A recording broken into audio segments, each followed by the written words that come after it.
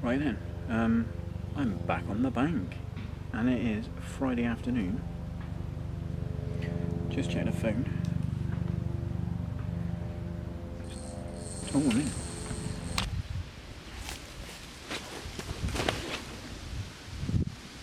Right, was just on the phone with a work colleague, and both of my rods have just gone off. They're down on the ground in a swim, so I'll just show you them quick. Basically had a double take. A bit awkward, they're only little ones. Here's a number one. Very lively, so I'm going to get them back quick, but there's number one.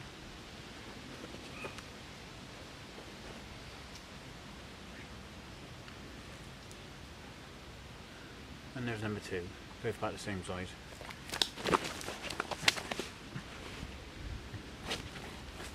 Oh dear, alright.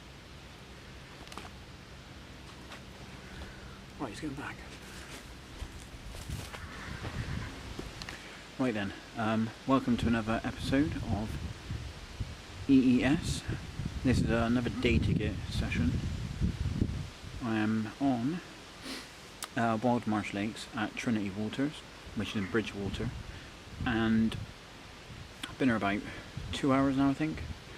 I think I've had 3 or 4 fish, about the same sort of size, 4 or 5 pound, maybe a little bit bigger. I think I had a brace of fish a second ago, which I ended up doing a bit of video footage of. One of them might have been a little bit bigger. It was a bit chunkier than the other, but they were very similar size. So I'm fishing in swim 9, and I'm just fishing really close in. Standard tactics I found on here is just fishing under your rod tops, up under the overhanging branches. The lake, generally speaking, is very uniform. I'm in the back bay, I call it, or like back channel, which is behind the island, and a lot of the fish tend to get in there. It's a nice quiet little spot, doesn't seem to get too much pressure, and there's a lot of overhanging features, snags, trees, reeds, a lot of marginal cover, and they definitely like it in the back of here. On the night you always hear them crashing in here, and I've yet to do a night on this back bay, and I do think it might produce a few fish. I mean, I've had 3 or 4 already, so I think I've had 3, and that's at 3 in a bream. So I mean, for a couple of hours fishing, it's not, it's not amazing, but I think if you're fishing real balanced out float tactics, real feeding it, you'd probably catch loads. More match style, but obviously I'm not doing that today. I'm just fishing a little 6-foot scope rods, handful of bait over each rod every time you get a bite, or every sort of half hour or so, depending on what's going on. I've been done a couple of times. Amazingly, I'm using like 3-inch hook links, little blowback rig, basically little braided blowback rig with a dumbbell wafter, and I'm just wrapping it in the sticky baits krill paste, just to boost the attraction. I think on these runs waters you're better off using a paste instead of like a stick mix or a little bag, because in the time it takes for the bag to break down, you could have probably had a bite with a bit of paste. So although the water is really warm and it probably only takes a few minutes for the bags to break down, I still think when you're trying to catch as much as possible, probably better off putting a bit of paste on, because in this warm water it probably only takes 5 minutes to break down, I would have thought, and just gives off a boost of attraction. But I'm using a little bit of pellet as well, not a few sort of halibut pellets, and actually no, I've got some standard halibut pellets in 10mm, which I haven't used yet, and I've got some, I think they're 8mm halibut pellets, but flavoured with garlic cheese, which I actually bought on the river, but I've only used a bag of them, so kilo of pellet. I've got some hemp in the van, which I might get when I go back and get the bed chair and the brolly. And I might bait one area quite heavily, probably on the far bank for the night, and then keep the areas in the margins fed. There's definitely more fish under the over on the far side, but there is a lad fishing in the corner at the moment, so I'm just going to leave it, see if he goes. He's only fishing a day, I think he is only float fishing too, but I want no reason to encroach on that area at the moment. That's about it really. It's very simple. Obviously I'm doing a session after work. Managed to fit the gear in the van, enough gear to do a night. Obviously this scope range really does help with that. I mean, if I had normal 12-foot rods, you struggle to stash them in a van after with the others, obviously with working as well. So obviously I have a full van load most days. But oh, bubbler on the over the left hand spot, so could be bream. I have had a bream, so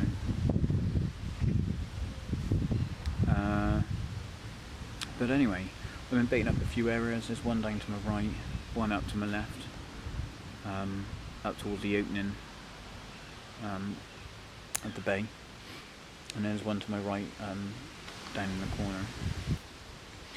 Right, I've just lost a fish on this rig, which I thought would actually be quite effective, but they seem to be dropping off on it quite easily. I don't know whether it's too long of hair, the inline setup or what, but I'm losing more than I did last time. So as you can see, I've just got a wafter on a simple blowback rig with a kicker, about a 3-inch at length, I'd say, maybe 4-inch at length, little 1.5 ounce inline, which is sort of a semi-bolt effect. So when the fish picks it up, it shakes its head and it allows the inline to go free, which basically means it can't use it to shake the hook out, which generally is I find really effective. But at the moment, it doesn't seem to be setting the hook as well as the standard leg clip did last week. So it might just be because it's a bit silty out there. Maybe it's sinking too much in the silt. They've not got enough to hang themselves. I'm not too sure. So I'm going to actually switch one to a leg clip and see if it makes any difference. But it's basically going to be the same rig, lead-free leader still. The only difference is I'm going to just put a leg clip on, and I've just put a 1.5 ounce lead on the leg clip to see if it makes any difference. That's about it. I think this is number 4 or 5, another lively common. And there you go. I'm going to slip it back in on the right hand rod again off the margin. Liking the pellet and boilie, that's for sure, but they would, wouldn't they, because they're going to be hungry. But let's get it back out and get another one.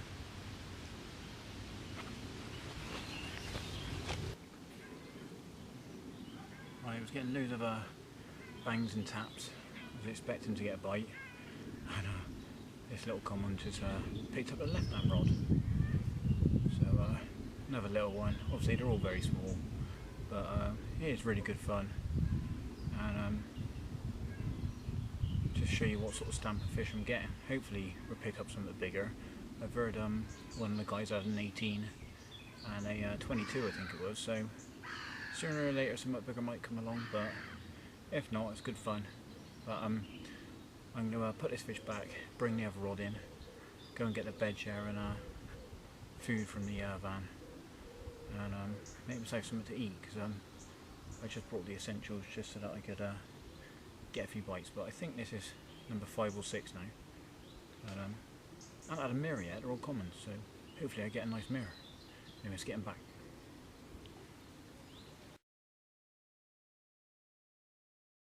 There we go. Right, morning. It's just turned 5 o'clock. Just been woken up. Again, another little common. Fortunately I've not had anything of any decent size, but it's another fish, so it's pretty cool.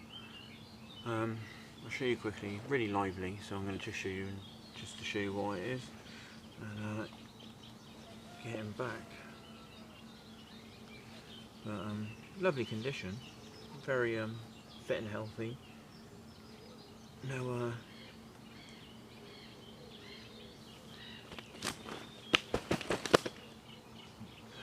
so lively.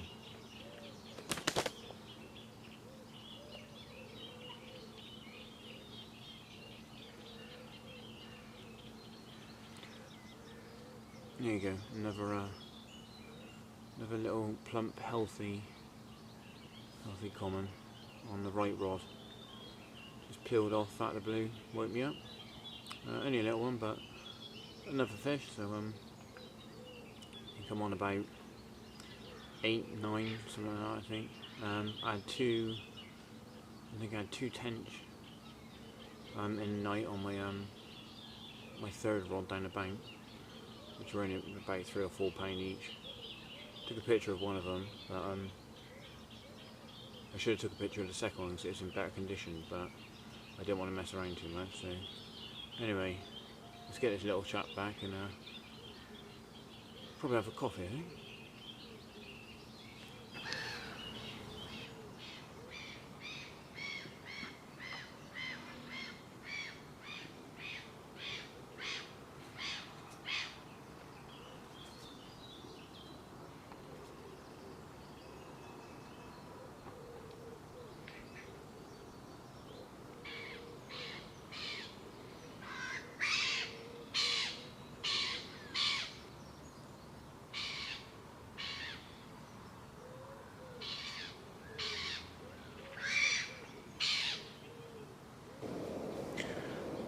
Right, morning then.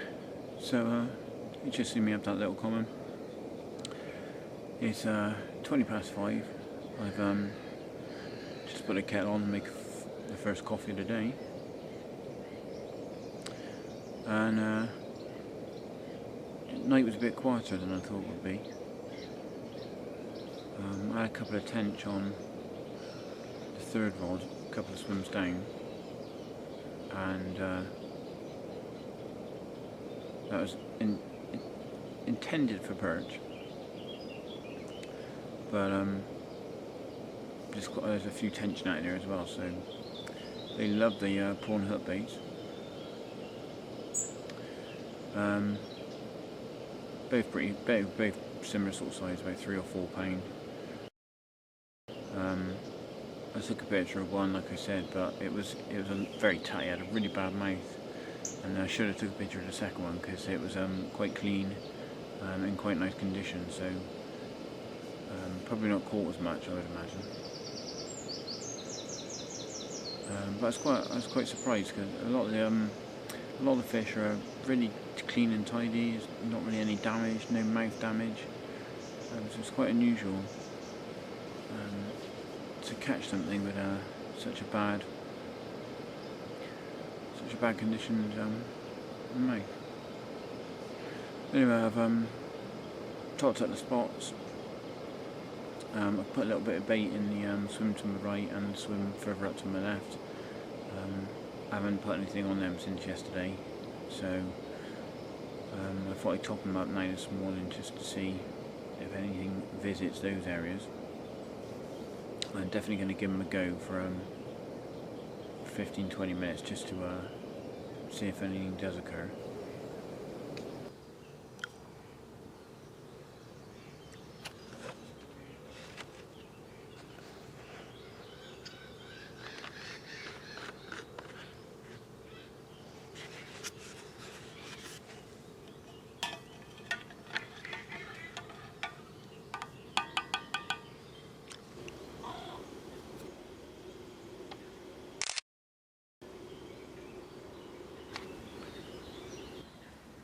Right then, I got back in a bag for about half hour. It was hard not to really. I was pretty tired out. the sun's come up, and although it's really nice this lead there, it's starting to get a bit too bright, so got the kettle back on and gonna have some porridge, and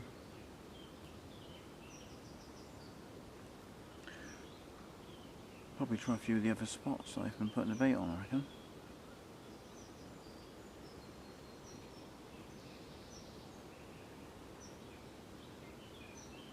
Surprised I hadn't had some of that yet on the rods. Got a liner.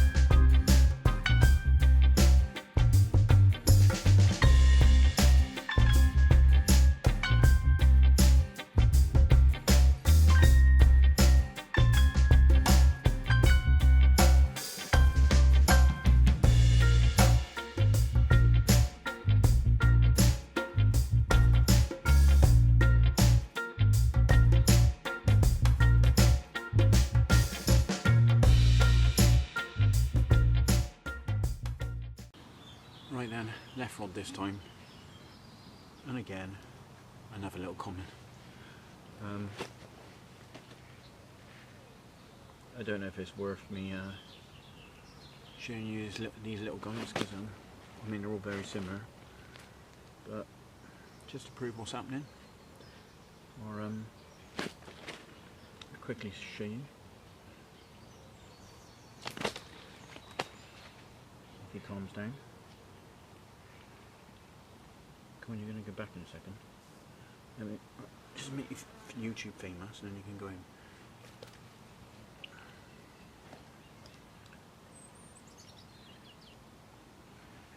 There you go, another little common. Good bit of fun on the little sawn-offs. Again, sticky baits curl wafter with a bit of paste. Been out there most of the night, that one. So been fizzing up all over the spot, and off it went. So I think there's quite a lot of these little commons out there. Let's get it back, get the rod back out. Probably going to try one of the other areas. I haven't put a rod on yet, which I've been baiting up, because I think that could produce a quick bite too. Anyway, let's get them back and see you in a bit.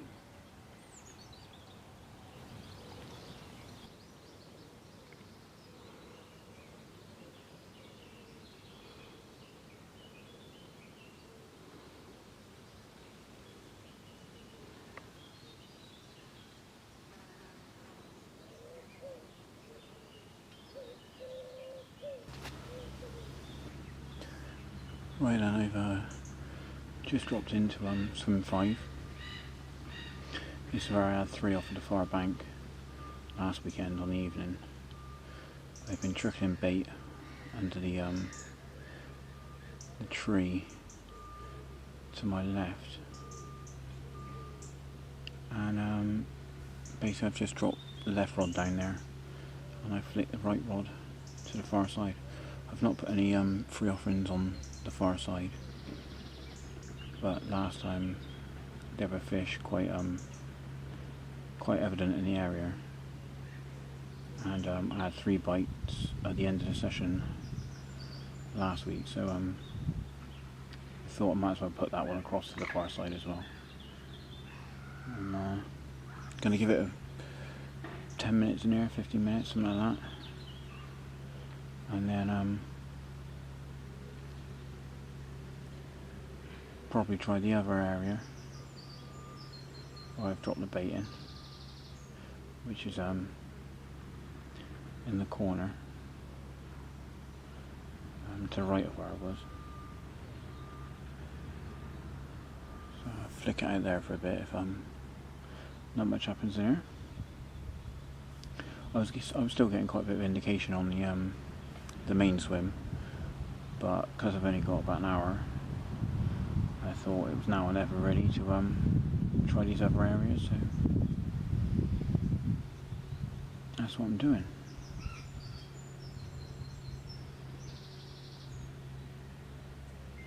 But, it's a nice little area, it's a bit shaded,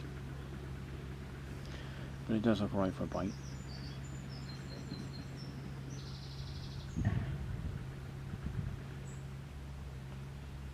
Hopefully we get one. There's a guy fish on the pole over there, as you can see.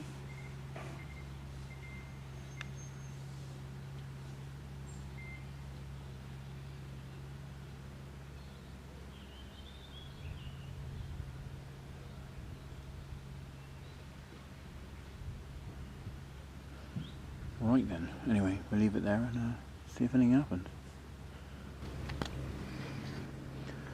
Right, just been done on the margin rod, left hand one. I was getting quite a few taps, and there's clearly fish out there, and then pulled up tight, took some line off the clutch, and then dropped off before I'd even got to the rod. So brought the rig in, and he'd ejected it.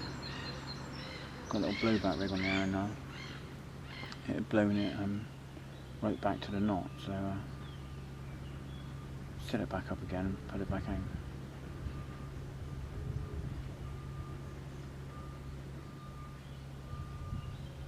Bit of a shame, because that might have spooked him a bit. Give it a little bit more, and see if it goes again. Absolutely nailed. Right, we've got a mirror for a change. It's on the rod on the swim 5 on the far bank. Again, little fish, but it's the first mirror of the session. Nearly the end of the session as well, but nice little scaly fish. I've lost 2 on the close in rod. Yeah,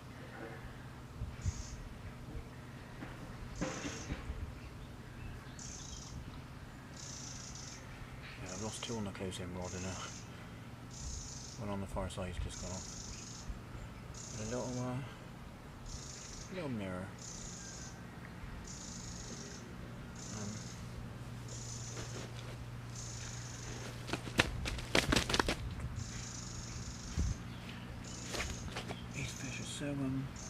Fish are so lively in this warm water. There you go.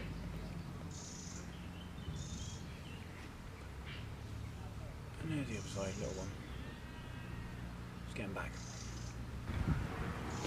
So this is the last swim, which is swim 10. I've had the rods out there for about 10 minutes. The tree just down there was where I was baiting up under.